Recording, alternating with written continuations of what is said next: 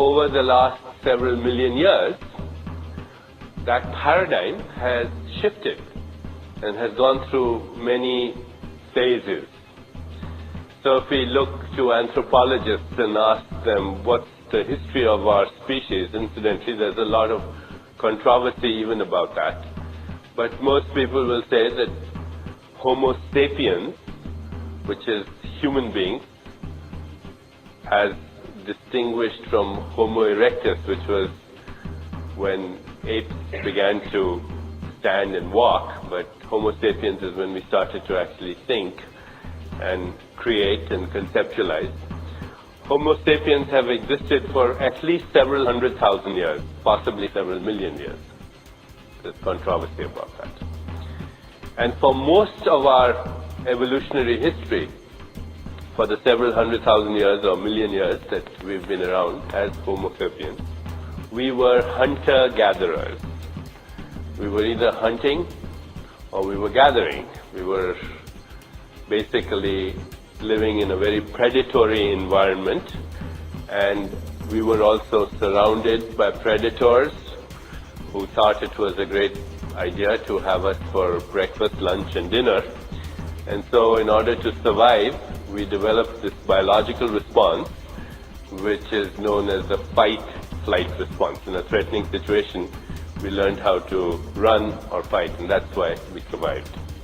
And this response is controlled by a part of our brain, which is also known as the brain's brain. It's called the limbic system, and it controls basic instinctual and survival responses. David will tell you that when we were in medical school, the way we remembered the functions of the limbic system were the 4 F's: feeding, fighting, fleeing, and the physical act that's responsible for the procreation of our species.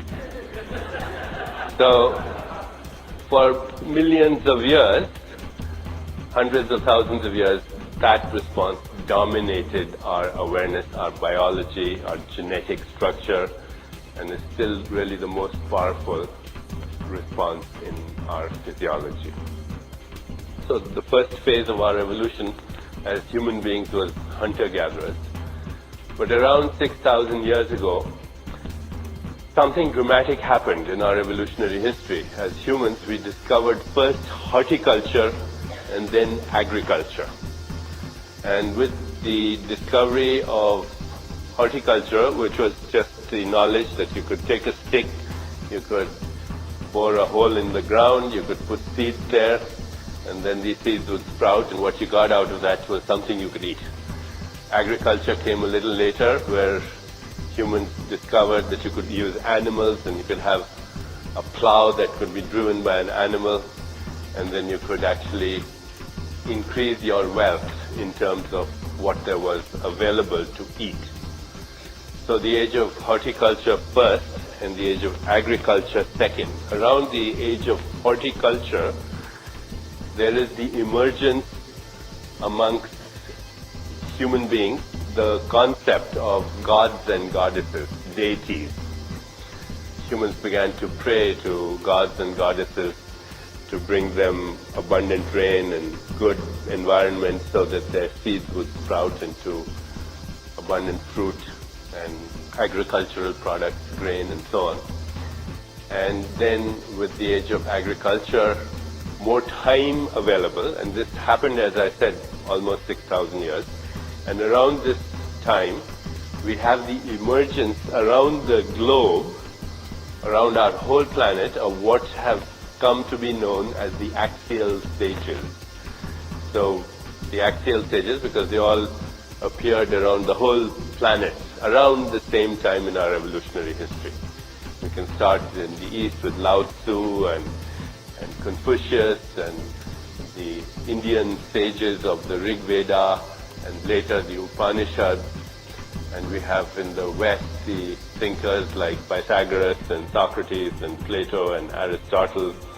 And we have Moses in the Middle East, and then many centuries later we have great prophets like Muhammad and Christ, and in the Indian realm, the Ramayana and Mahabharata, the names Krishna and Ram, and we have Buddha, of course, and many, many others. I can't even name all these great thinkers that emerged around the same period.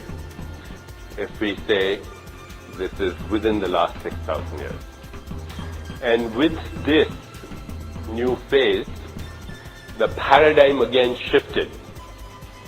The paradigm shifted into a worldview that looked at divine forces ruling what happened in the material universe, invisible forces. And because all these axial sages had a technology to access that invisible world,